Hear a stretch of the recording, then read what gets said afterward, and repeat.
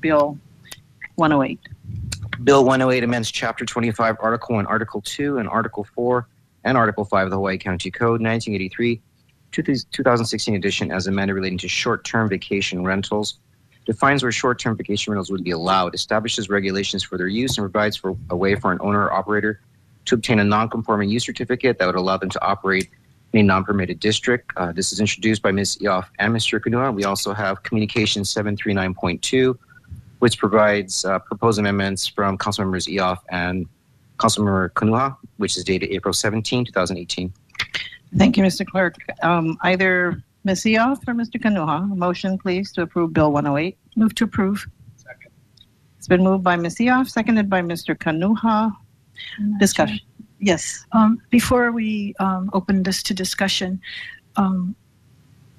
for the record, I just need to state that I had previously requested to withhold Bill 108 from the agenda to provide an opportunity for me to seek guidance from the Board of Ethics as to whether there was any conflict for me to participate in this legislative process regarding Bill 108. And I wanted to report back that on March 19th, the board held a hearing on my petition that was open to the public, and they unanimously found that I had no conflict of interest under the Ethics Code. I did submit a letter to the chair with more details, which you should have in your folder. Thank you. Thank you, Ms. Eoff, for that clarification, and you may proceed with discussion. Okay. So that was a long day and overwhelming testimony, and I just wanted to thank all the testifiers who came out today to express their views. I think we heard various positions, points of views, concerns. There's still a lot of confusion over what the bill attempts to do and what it doesn't do. And so I'm looking forward to this discussion, an opportunity for the council members to comment on the bill, and an opportunity to hear from the planning department and the mayor's office. They're here. They've taken the time out of their day to spend with us, and I would like to ask them to come to the table in preparation for questions that we may have.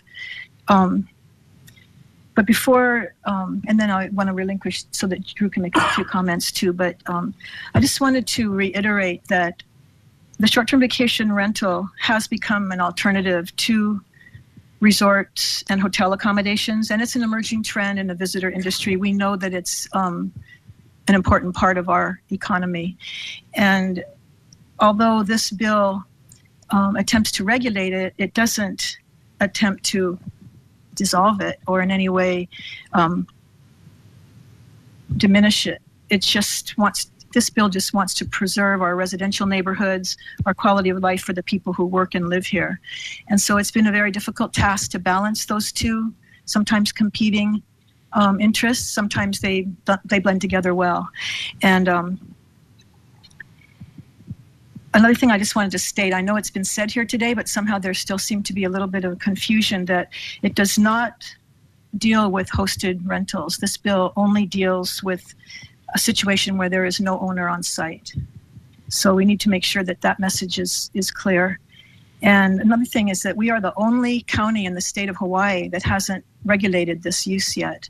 And it is a zoning issue. There's other issues, there's taxation issues, and there's future legislation that may come forward to address those things too, and all commercial uses of residential dwellings. But in this case, we thought that this is an important step to take at this point in time, and that is a zoning code amendment. So it has been a collaborative effort. I know a lot of people here think that I'm responsible for it, or Drew and I, but it wasn't us. We actually took on the bill after the administration had put in many, many months, I think at least maybe 6, 8, 10 months, meeting among their departments and taking input from the general public as well as experts in the field. The administration and planning department looked at other forms of legislation in other counties, even in other places outside of the state of Hawaii, to see what works, what doesn't work, what's fair, what's legal. And so when we put together this bill, and Drew and I came into the mix to help put our input there too, it then became a lot more public, and we did take in a lot of other people's concerns that found out about what we were attempting to do, saw some preliminary copies of the bill, and called in and wrote into our offices, and maybe some of the other council members as well.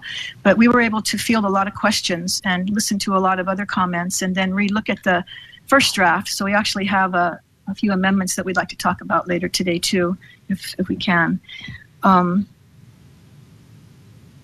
Anyways, I'm going to yield in a minute, but just so everybody knows, there's a communication from Roy Takimoto from the mayor's office that is a very good summary of the bill. Sometimes it's hard to read code language, so I think many people have seen that. It's printed in yellow on the table, and it should be in all of your folders. It's communication 739.3. And Mr. Takimoto is here with us today, as well as Planning Director Yi, Deputy Director Darren Arai, Amy Self, she's Deputy Corporation Counsel assigned to Planning. And so with that, I'm going to yield at this time, and so we can field more questions from the other council members. Ms. Eoff, Director Yi and Deputy Arai, if you would allow me to allow Mr. Kanuha to say a few words before we turn it over to you. That's okay. All right, Mr. Kanuha. Thank you. And I did want to thank everybody that came here to testify. I really wanted to emphasize the need for the community to come out and engage with us. This was a long process, and we tried to meet with as many people as we possibly could to figure out the right balance for the short-term vacation rental. I'm not going to say it's an issue. I think it's an opportunity for us to get a real good thing happening in our community and be able to balance the needs of an industry that we rely really heavily upon, and also the needs of our community. What do we want our community to look like? How do we want our residents to live within our communities now and into the future? So it was a really good opportunity to talk story, to hear from everybody. And I want to thank everybody who came out today to testify and those who submitted testimony. It is a complex issue. It is something that is going to need work. I believe that. We were never expecting this bill to come forward and it was going to be something perfect. But we had to start somewhere. So I did want to thank the planning department, those in the finance, those in the administration that worked with Karen and I on something that was, you know, some type of balance. I'll say that, and really that's where we wanted to go. You could see the competing sides of this bill. You know, you have an extreme side where we want to get rid of, or we want to not have any more short-term vacation rentals. We don't need those in our communities. We had another side that we want to allow them to flourish and just permit them, have them go in all types of zonings, and boom, you know, this is great for our community. This brings a ton of economy, a ton of money into the community. So we tried to work it into something that was manageable and palatable to myself, living here in Kona. And, you know, I'll state, I'm born and raised here.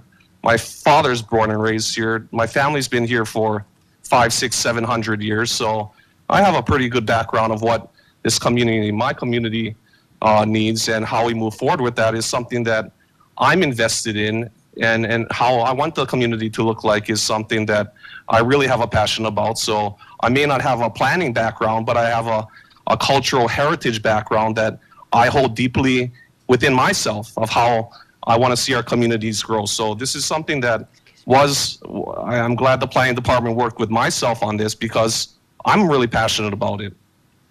So thank you guys for doing that.